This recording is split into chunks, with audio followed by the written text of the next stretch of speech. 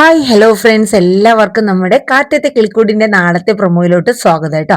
അങ്ങനെ നമ്മുടെ സുഭാഷിന്റെയും ചാന്ദിനിയുടെയും വിവാഹത്തിന്റെ ഒരുക്കങ്ങളൊക്കെ ആകുമോ അതോ അത് നടക്കാതിരിക്കുമോ എന്നൊക്കെയുള്ള വിശേഷങ്ങളാണ് അടുത്ത എപ്പിസോഡുകളിൽ വരാൻ പോകുന്നത്. അപ്പൊ നമുക്ക് കണ്ടറിയാം, നമ്മുടെ സുധീഷ് നമ്മുടെ ഗായത്രി ആയിട്ട് നല്ല അടിപൊളി ലൈനും കാര്യങ്ങളൊക്കെ ആയിട്ട് മുന്നോട്ട് പോവാണ്. മിക്കവാറും നിധി തൂത്തുപറക്കി സുധീഷിനെ ചുമരയിലൊട്ടിക്കാനുള്ള എല്ലാ സാധ്യതകളും കാണുന്നുണ്ട്. അപ്പൊ നമ്മുടെ വീഡിയോസ് ഒക്കെ കേട്ട് ഇഷ്ടപ്പെടുകയാണെങ്കിൽ ഒന്ന് ലൈക്ക് ചെയ്യാനും ഹൈപ്പ് ചെയ്യാനും മറന്നു പോണ്ട. ഒപ്പം നമ്മുടെ ചാനൽ ആദ്യമായിട്ടാണ് കാണുന്നതെങ്കിൽ ഒന്ന് സബ്സ്ക്രൈബ് ചെയ്തിട്ട് സപ്പോർട്ട് ചെയ്യുക.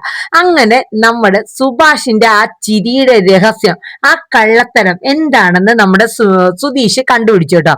അങ്ങനെ സുഭാഷ് വരെയാണ്. അപ്പൊ സുഭാഷ് വന്ന സമയത്ത് എല്ലാവരും ഈ വിവരങ്ങളൊക്കെ അറിഞ്ഞിങ്ങനെ ഇരിക്കുക കേട്ടോ. അപ്പൊ വന്ന പാടെ തന്നെ നികേഷ് ചോദിച്ചു, അല്ല സുഭാഷ് ഏട്ടൻ ഇന്നലെ എവിടെയായിരുന്നു എന്ന് ചോദിക്കണേ. ഇന്നലെയോ? എന്താടാ? അല്ല, ഇന്നലെ മുതൽ സുഭാഷ് ഏട്ടൻ ഒരു ചിരിയുണ്ടല്ലോ, ഞാൻ ചിരിച്ചോ? അപ്പം നമ്മുടെ ഹരീഷ് പറഞ്ഞു, ആള് എന്താണാവോ, എന്തൊക്കെയോ ചില മാറ്റങ്ങളൊക്കെ ഉണ്ട് എന്നിങ്ങനെ പറയാനായിട്ടോ. പാവം, ആകെ ഒരു നാണക്കേട് എല്ലാരും മുന്നില്. സുഭാഷ് സത്യം പറഞ്ഞ അങ്ങനെയുള്ള ഒരു ക്യാരക്ടർ ഒന്നും, അങ്ങനത്തെ ഒരു ഇതൊന്നും സുഭാഷ് ഇല്ല. അതിൻ്റെതായ പക്വതയും മെച്ചൂർഡോടും കൂടി തന്നെയാണ് സുഭാഷ് ഓരോ കാര്യങ്ങളും ഹാൻഡിൽ ചെയ്യണത്. അങ്ങനെ ആ സമയത്ത് നമ്മുടെ സുഭാഷ് നാണത്തോടു കൂടി ചമ്മിയ ഒരു മുഖത്തോടു കൂടി ഇങ്ങനെ നിൽക്കുന്ന. അപ്പൊ സുധീഷ് ചോദിച്ചു, അതെ ഇന്നലെ വൈകിട്ട് സുഭാഷ് ഏട്ടൻ എവിടെയായിരുന്നു? അപ്പൊ നികേഷ് ചോദിച്ചു, സുഭാഷ് ഏട്ടൻ ഇന്നലെ നമ്മുടെ അവിനാശിന്റെ വീട്ടിൽ പോയിരുന്നു. അപ്പോഴേക്കും സുഭാഷിന് കാര്യം മനസ്സിലായി, അവരെന്തൊക്കെയോ അറിഞ്ഞിട്ടുണ്ട്.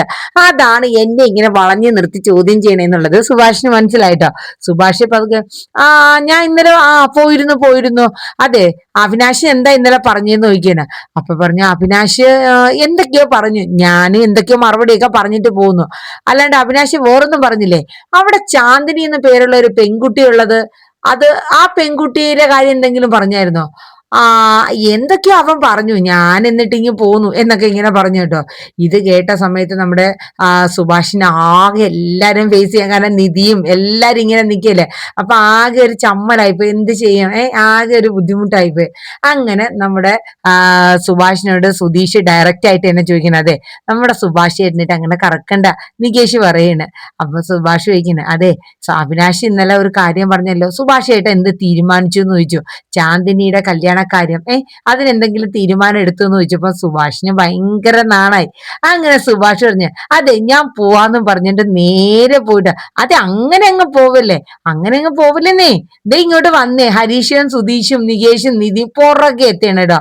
അപ്പോഴേക്കും സുഭാഷ് നാണം കണ്ട് കയറി നേരെ സൈക്കിൾ എടുക്കണേ. അപ്പൊ നമ്മുടെ സുധീഷ് ചോദിക്കും, അരേ ബായ് ഖാന ഖായാ ഖാന നഹീ ഹേ എന്നൊക്കെ ചോദിക്കാണ് ഹിന്ദിയില്.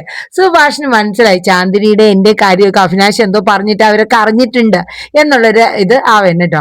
അങ്ങനെ എല്ലാവർക്കും ഒരിത്. അപ്പോഴേക്കും നമ്മുടെ ഹരീഷ് പറയണേ, കണ്ടില്ലേ എന്ത് സന്തോഷ, എന്റെ സുഭാഷ് ഏട്ടന്റെ ആ മുഖവും മൈൻഡൊക്കെ തന്നെ മാറി, ആള് ശരിക്കും ഹാപ്പിയാ.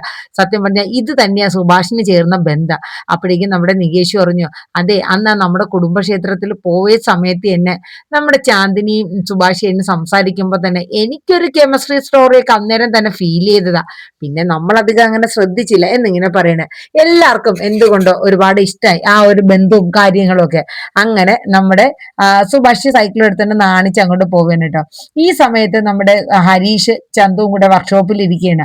അപ്പോഴേക്കും കാണാം അവിടേക്ക് നമ്മുടെ നീതു വരെയാണ്. എപ്പം നോക്കിയാലും അങ്ങോട്ടും ഇങ്ങോട്ടും വഴക്കടിക്കാനേ നീതുവിന് നേരമുള്ളൂ. സത്യം പറഞ്ഞ ഹരീഷിന്റെ ജീവിതം എന്തായി തീരുന്ന അറിയില്ല കേട്ടോ.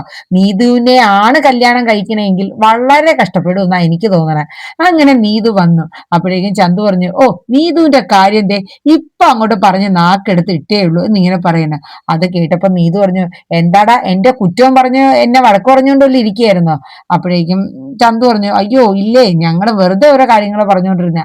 അപ്പോഴേക്കും നീതു ഹരീഷിനോട് ചോദിച്ചു, അല്ല രാവിലെ മുതലേ ഞാൻ വിളിക്കണേണ്, എന്താ എന്റെ കോൾ എടുക്കാത്തെ, ഞാൻ എന്ത് തെറ്റാ ചെയ്ത്? അപ്പോഴേക്കും നീ രാവിലെ തന്നെ ഇങ്ങോട്ടേക്ക് വന്നിക്കണത് വഴക്കടിക്കാനാണോ? അതിനിപ്പൊ രാവിലെ അല്ലല്ലോ, രാവിലെ കുറെ നേരമായി കഴിഞ്ഞിട്ട്. എന്റെ കോൾ എടുത്താ എന്താ കുഴപ്പം? നിന്റെ കോള് ഞാൻ എന്തിനാ എടുക്കണേ? ഹരീഷ് ചോദിക്കുകയാണ്. കോൾ എടുത്തു കഴിഞ്ഞാൽ തന്നെ വഴക്കടിക്കാനല്ലേ നിനക്ക് നേരമുള്ളൂ. എന്ത് ഫസ്റ്റത്തെ കോള് തന്നെ എടുക്കാത്തത്, എന്തിനാ ലാസ്റ്റത്തെ കോളിൽ എടുത്തത്? അങ്ങനെ ഇങ്ങനെ 100 ചോദ്യങ്ങള്. ശരിക്കും പറഞ്ഞ എനിക്ക് ദേഷ്യം വരും. ഞാൻ മനഃപൂർവ്വം നിന്റെ കോൾ എടുക്കാത്ത. ഓഹോ, ഞാനപ്പോ ഒരു ശല്യമായി തുടങ്ങി. അപ്പൊ ഹരീഷ് പറഞ്ഞു, അതെ നീ എനിക്ക് ശരിക്കും പറഞ്ഞ ഒരു ശല്യം തന്നെ. അപ്പോഴേക്കും നമ്മുടെ ചന്തുവിന് കാര്യം മനസ്സിലായി. ഈ വഴക്ക് എന്തായാലും ഈ അടുത്തൊന്നും തീരണ മട്ടില്ല.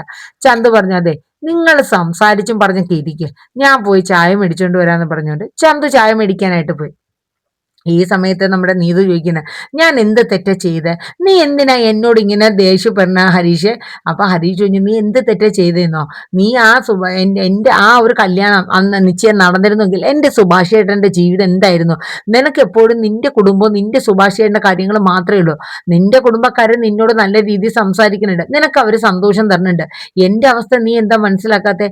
എനിക്ക് ആ വീട്ടിൽ നിൽക്കണ കൂടി എനിക്ക് ഇഷ്ടമല്ല. ഇവരെയൊക്കെ വായിരിക്കണം കേട്ട് നിനക്ക് വേണ്ടിയിട്ട്. അപ്പൊ ഹരീഷ് പറഞ്ഞു, ഞാൻ പറഞ്ഞോ? ഇതെല്ലാം നീ തന്നെ തീരുമാനിച്ചെടുത്ത കാര്യങ്ങളല്ലേ, ഞാൻ നിന്നോട് പറഞ്ഞില്ലല്ലോ. പിന്നെ ഒരു കാര്യം ഞാൻ പറഞ്ഞേക്കാന്ന് പറഞ്ഞിട്ട് ഹരീഷ് പറഞ്ഞു, അതെ എന്റെ സുഭാഷ് ഏട്ടനും എന്റെ കുടുംബം കഴിഞ്ഞിട്ട് എനിക്ക് മറ്റെന്തുള്ളൂ. എന്റെ സുഭാഷ് ഏട്ടൻ നല്ലൊരു കല്യാണാലോചന വന്ന് അവര് സന്തോഷമായിട്ട് ജീവിക്കുന്ന എനിക്ക് കാണണം. അല്ലാണ്ട് നിന്നെ കെട്ടാനെന്ന് പറഞ്ഞ് എനിക്ക് എന്റെ സുഭാഷ് ഏട്ടന്റെ ജീവിതം കളഞ്ഞിട്ട് വേറെ പണിക്കൊന്നും പോകാൻ അതിനൊന്നും എന്നെ കിട്ടില്ല. മേലിൽ ഇതുപോലെയുള്ള സംസാരങ്ങൾ സുഭാഷ് ഏട്ടൻ്റെ അടുത്ത് സംസാരിച്ചു എന്നറിയില്ല. അത് കൊള്ളാം. നീ ഇത് ചോദിച്ചു, ഞാൻ നിങ്ങളുടെ സുഭാഷ് ചേട്ടന്റെ അടുത്ത് എന്ത് പറഞ്ഞു? ഈ പെണ്ണിനെ 2ാം കെട്ടുകാരിയെ പോയി കല്യാണം കഴിച്ചോണം, വയസ്സിന് മൂത്തനെ കെട്ടിക്കോണം, ആ പെണ്ണിന്റെ ഡീറ്റെയിൽസും കാര്യങ്ങളെല്ലാം എന്താ ഞാനാണോ തന്നത്? നീ ഇത് ചോദിക്കാണ്. നീ തന്നാലും തന്നില്ലെങ്കിലും എന്തായാലും നീ കാരണം എന്റെ സുഭാഷ് ചേട്ടൻ ആ ഒരു ബന്ധത്തിൽ ചെന്ന് തലവെച്ചത്. എന്റെ കല്യാണം എങ്ങനെയെങ്കിലും നടക്കണം, കാരണം നീ പറഞ്ഞത് അത്രയേറെ എന്റെ സുഭാഷ് ചേട്ടന്റെ മനസ്സിൽ കൊണ്ടു, അതുകൊണ്ട് തന്നെയാന്ന് പറഞ്ഞു. അതെ, നീ എന്നെ എപ്പോഴും കുറ്റപ്പെടുത്താനായിട്ട് മാത്രമാണോ ഹരീഷെ വാറുക്കണേ? നീ ഇത് ചോദിക്കാണ്. കുറ്റപ്പെടുത്തുന്ന കാര്യങ്ങളെ നീ ചെയ്യാറുള്ളൂ. ഇന്ന് വരെ ഒരു ദിവസമെങ്കിലും നീ ഞാനും തമ്മിൽ വഴക്കടിക്കാത്ത ദിവസങ്ങളുണ്ടോ? നീ ഒന്ന് ആലോചിച്ചേ. ഇതൊന്നും എനിക്ക് പറ്റില്ല എന്ന് ഞാൻ അന്നേ പറഞ്ഞതാ. എനിക്കിതൊന്നും പറ്റണ കേസല്ല. നീ ഒന്ന് ഇറങ്ങി പോകാവോ? എനിക്ക് ഇച്ചിരി സമാധാനം തരാവോ എന്നൊക്കെ ചോദിക്കുന്നു. അപ്പൊ നീ പറഞ്ഞു, ഓ ഞാനാണ് അപ്പൊ നിന്റെ സമാധാനക്കേട്. ആയിക്കോട്ടെ, നിനക്ക് വേണ്ടിയിട്ട് ഇത്രയും കാര്യങ്ങളൊക്കെ ഞാൻ ചെയ്ത് തല്ലും വഴക്കും ഒക്കെ കൊണ്ടിട്ട് എനിക്ക് ഇത് തന്നെ കിട്ടണം, നിന്നെ സ്നേഹിച്ചതിനുള്ള കൂലി എന്നൊക്കെ പറഞ്ഞ് നീതുവും കിടന്ന് ഷൗട്ട് ചെയ്യാൻ കേട്ടോ. അതെല്ലാം കഴിഞ്ഞിട്ട് നീതു ഇറങ്ങി പോകണം. അപ്പോഴേക്ക് ചന്തു വന്നപ്പോൾ നീതു പോയി വഴക്കിട്ട് പോയി കഴിഞ്ഞു. ഹരീഷ് അപ്പൊ ചന്തുവിനോട് പറഞ്ഞു, ഓ ഇങ്ങനെ ഒരു സംഭവം, എന്റെ പൊന്നി പ്രേമവും അതും മണ്ണാങ്കട്ട ഒരു കുന്തവും വേണ്ട, ഇതൊന്നും ഇല്ലാണ്ടിരിക്കണ ഏറ്റവും നല്ലത്. ഭ്രാന്ത് പിടിക്കുക, ഒരു ദിവസം മനുഷ്യന് സമാധാനം ഇല്ല എന്നൊക്കെ നമ്മുടെ ഹരീഷ് ചന്തുവിനോട് പറയണം കേട്ടോ. ഈ സമയം നമ്മുടെ അവിനാശും അതുപോലെ സുഭാഷൊക്കെ വർക്ക് സൈറ്റിൽ പണിതുകൊണ്ടിരിക്കുകയാണ്. അപ്പം ഒരു ബായി വന്നിട്ട് ലഞ്ച് കഴിക്കാൻ ടൈം ആയെന്ന് പറയണം. അപ്പൊ സുഭാഷ് പറഞ്ഞു, ഇപ്പൊ അങ്ങോട്ട് വന്നേല്ലേ ഉള്ളൂ, അതിനു മുന്നേ ലഞ്ചോ? എന്താ ഈ പറയണേ?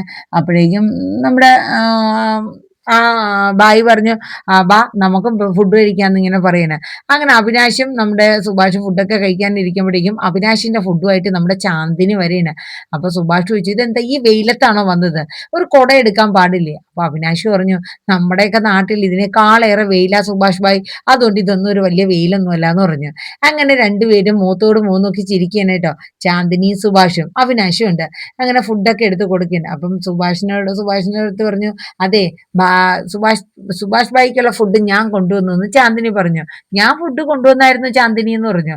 അല്ല, ഞാൻ കൊണ്ടുവന്നു, നാളെ മുതലേ ഫുഡ് കൊണ്ടുവരണ്ട, ഞാൻ തരാട്ടോ, കൊണ്ടുവരാന്നൊക്കെ പറയണ്ടേ. അപ്പൊ സുഭാഷും അവിനാശും ചിരിക്കുകയാണ്. ആ സമയത്ത് അവിനാശിന്റെ മൊബൈലിലോട്ടൊരു കോൾ വരെയാണ്. അപ്പൊ അവിനാശ് പറഞ്ഞു, ബൈ ഞാൻ ഇപ്പൊ വരാം, ഫുഡ് കഴിച്ചിട്ട് പോ അവിനാശ് എന്ന് പറയണേ. ഇല്ല, നാട്ടിൽ നിന്നുള്ള കോളാ ബൈ, നിങ്ങൾ കഴിക്കും, ഞാൻ ദേ വരണമെന്ന് പറഞ്ഞിട്ട് അവിനാശ് സംസാരിക്കാൻ പോവുകയാണ്. അങ്ങനെ നമ്മുടെ സുഭാഷിന് ഫുഡൊക്കെ എടുത്ത് കൊടുക്കുകയാണ്. സുഭാഷ് ഫുഡ് കഴിച്ചിട്ട് ചാന്ദിനിയുടെ അടുത്ത് പറഞ്ഞു, വളരെ നന്നായിട്ടുണ്ട് കേട്ടോ, നല്ല ടേസ്റ്റാന്ന് പറഞ്ഞു. അങ്ങനെ സുഭാഷിന്റെ ഫുഡും കാര്യങ്ങളൊക്കെ നമ്മുടെ ചാന്ദിനിയും കഴിച്ചു നോക്കിയിട്ട് അങ്ങനെ ചാന്ദിനിയെ നിർബന്ധിപ്പിച്ച് സുഭാഷ് ഫുഡൊക്കെ കൊടുക്കുകയാണ്. അങ്ങനെ അവർ രണ്ടുപേരും ഫുഡൊക്കെ കഴിച്ചുകൊണ്ടിരുന്നപ്പോൾ ചാന്ദിനി വള ഇങ്ങനെ എടുത്തിട്ട് കാണിച്ചു കൊടുക്കുകയാണ്. എനിക്ക് വള മേടിച്ചു തരാമോ എന്ന് ഹിന്ദി ചോദിച്ചു. അപ്പൊ സുഭാഷിന് അത് മനസ്സിലായില്ല, വള നല്ലതാണോ എന്നാണ് ചോദിക്കുന്നത് എന്നാ സുഭാഷ് കരുതിയത്. അപ്പൊ അച്ഛ എന്ന് പറഞ്ഞു. അപ്പം ചാന്ദിനി പറഞ്ഞു, വള വാങ്ങി തരാമോ എന്നിങ്ങനെ ചോദിച്ചു കേട്ടോ. അപ്പോഴേക്കും നമ്മുടെ ചാന്ദിനി ഇങ്ങനെ പറഞ്ഞു, അല്ല സുഭാഷ് അതിന് മറുപടി ആയിട്ട് പറഞ്ഞു, ഓ വള ഞാൻ മേടിച്ചു തരാം, ഞാൻ വാങ്ങി തരാനാണോ ചാന്ദിനി പറയണത്? എങ്ങനത്തെ വളകളാ? കുപ്പി വളകൾ മതിയോ? അപ്പൊ നല്ല കിലുങ്ങി ഇരിക്കുമല്ലോ. അപ്പോഴേക്കും ചാന്ദിനി പറഞ്ഞ് എന്ന് പറയണ. അങ്ങനെ വള ഏതളവാ വേണ്ടതെന്നൊക്കെ സുഭാഷ് ചാന്ദിനിയുടെ കൈയൊക്കെ പിടിച്ച് നോക്കാനായിട്ടോ. അങ്ങനെ അവരുടേതായിട്ടുള്ള നല്ല നല്ല മുഹൂർത്തങ്ങളും കാര്യങ്ങളൊക്കെ ആയിട്ട് അങ്ങനെ സന്തോഷമായിട്ട് അവർ സംസാരിച്ചിരിക്കുകയാണ്. അങ്ങനെ പിറ്റേ ദിവസം രാവിലെ തന്നെ നമ്മുടെ നിധിയും അതുപോലെ തന്നെ നമ്മുടെ നികേഷും കൂടെ രാവിലെ ജോലിക്കും കോളേജിലൊക്കെ പോകാനായിട്ട് ബസ് സ്റ്റോപ്പിലോട്ട് ഇറങ്ങിയാണ്.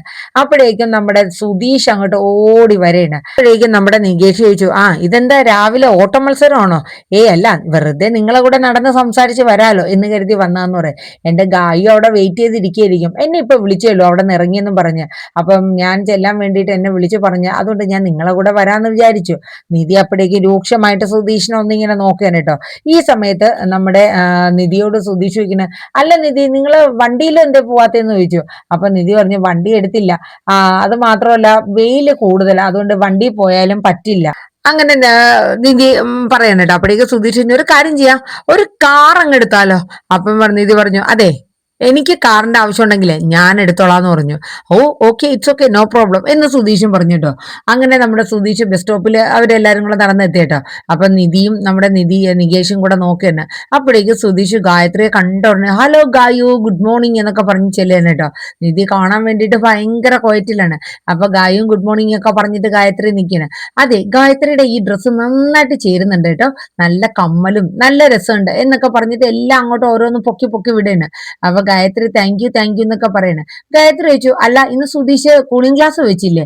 അപ്പൊ പറഞ്ഞു, ഓ ഇല്ല, ഞാൻ എടുത്തില്ല, മറന്നുപോയി എന്ന് പറയണേ. അപ്പൊ ഇതൊക്കെ നിധിയും നികേഷും കേട്ടിട്ട് ദേഷ്യം വന്നിട്ട് പോടില്ല. നിധി അപ്പോഴേക്കും നമ്മുടെ നികേഷ് പറഞ്ഞു, നിധി ഏട്ടതേ ഇതൊന്നും വെച്ച് തീർത്തു കൊടുക്കാൻ എന്താ പണി? അപ്പോഴേക്കും നിധി, നീ എന്തെങ്കിലും കാണിക്കട്ടാന്ന് പറഞ്ഞു. നിധി ഏട്ടതേ സുധീഷ് ഏട്ടനെ നമുക്ക് വീട്ടിൽ നിന്ന് തുരത്താം, അല്ലാണ്ട് രക്ഷയില്ല. ഈ മനുഷ്യൻ ഇങ്ങനത്തെ ഒരു മനുഷ്യനായി പോയല്ലോ എന്നും പറഞ്ഞ് നികേഷ് ഇങ്ങനെ കിടന്ന് ദേഷ്യപ്പെടുന്നു. അപ്പോഴേക്കും നിധി പറഞ്ഞു, എടാ നിനക്ക് ഇതിനെക്കാട്ടിലും നല്ല പെൺകുട്ടിയെ കിട്ടും. എനിക്ക് അതിലൊന്നും വിഷമമൊന്നുള്ള കേസല്ല നിധിയെടുത്തി എന്ന് പറഞ്ഞു. അങ്ങനെ അവർ രണ്ടുപേരും സംസാരിച്ചോണ്ടിരിക്കാനായിട്ട്. എന്നിട്ട് പിന്നെ ബസ് വന്ന് അവര് കയറി പോവാണ്. അപ്പോഴേക്ക് സുധീഷ്, നിധിക്ക് നന്നായിട്ട് ദേഷ്യം വരുന്നുണ്ട്, വരട്ടെ, അതാണ് എന്റെ ലക്ഷ്യം. അങ്ങനെ ദേഷ്യം വന്ന് വന്ന് വന്ന് വന്ന് നല്ല രീതിയിൽ ആ ദേഷ്യം കൊണ്ടങ്ങ് എത്തണം എന്നുള്ള രീതിയിൽ നിധി പറയണ്ട കേട്ടോ. അല്ല, സുധീഷ് മനസ്സിൽ പറയണ്ട. അത് കഴിഞ്ഞിട്ട് പിന്നീട് കാണിക്കുന്ന സീൻ എന്ന് പറയുന്നത്, നിധി വർക്ക് കമ്പനിയിൽ നിൽക്കുന്ന സമയത്ത് നമ്മുടെ സിദ്ധാർത്ഥ് പറയണം. അപ്പൊ ദിവ്യ അന്നേരം വന്നിരിക്കുകയാണ്. അപ്പൊ സിദ്ധാർത്ഥ് ചോദിച്ചു, ഡിസൈനും കാര്യങ്ങളൊക്കെ എന്തായി? ഞാൻ ഇവിടെ നിൽക്കുന്നതിൽ കുഴപ്പമില്ലല്ലോ. എന്ത് കുഴപ്പം? ഒരു കുഴപ്പമില്ല. അല്ല, നാളത്തെ കാര്യങ്ങളൊക്കെ ഓക്കെ അല്ലേ നിധി? എല്ലാം ഓക്കെയാണ്. അതെ, ക്ലയന്റിന്റെ കൂടെ നേരിട്ട് വേണം നമ്മുടെ വർക്കും കാര്യങ്ങളും എല്ലാം പ്രസന്റ് ചെയ്യേണ്ടത്. കുഴപ്പമില്ലല്ലോ. വൈകിട്ട് എല്ലാ കാര്യങ്ങളുമായിട്ട് എന്റെ ക്യാബിനിലൊന്ന് വന്ന് പറഞ്ഞിട്ട് വേണം പോവാന് എന്നൊക്കെ പറഞ്ഞിട്ട് സിദ്ധാർത്ഥ് പോകണം കേട്ടോ. അപ്പോഴേക്കും ദിവ്യ പറഞ്ഞു, ഞാനൊന്ന് കോഫി എന്തെങ്കിലും കുടിച്ചിട്ട് വരാതെ പറഞ്ഞ് ദിവ്യം പോവണം. അങ്ങനെ നാളെ നമ്മുടെ നിധിയുടെ ലൈഫിൽ വളരെ ഇമ്പോർട്ടന്റ് ആയിട്ടുള്ള ഒരു ഇതാണ്. ആദ്യമായിട്ടാണ് ക്ലയന്റുമായിട്ട് നേരിട്ട് ഡീലിംഗ് വർക്ക് അവര് ചെയ്യാനായിട്ട് പോകുന്നത്. അപ്പം അതിന്റെ ഒരു ടെൻഷനും കാര്യങ്ങളൊക്കെ നിധിയുടെ ഉള്ളിലുണ്ട്. അപ്പൊ എന്തായാലും നമുക്ക് കാത്തിരിക്കാം. നാളത്തെ വിശേഷങ്ങൾ ഏകദേശം ഇത്രയൊക്കെ തന്നെയാണ്. അപ്പൊ നമ്മുടെ വീഡിയോസ് ഒക്കെ കേട്ട് ഇഷ്ടപ്പെടുകയാണെങ്കിൽ ഒന്ന് ലൈക്ക് ചെയ്യാനും ഹൈപ്പ് ചെയ്യാനും മറന്നു പോകണ്ട.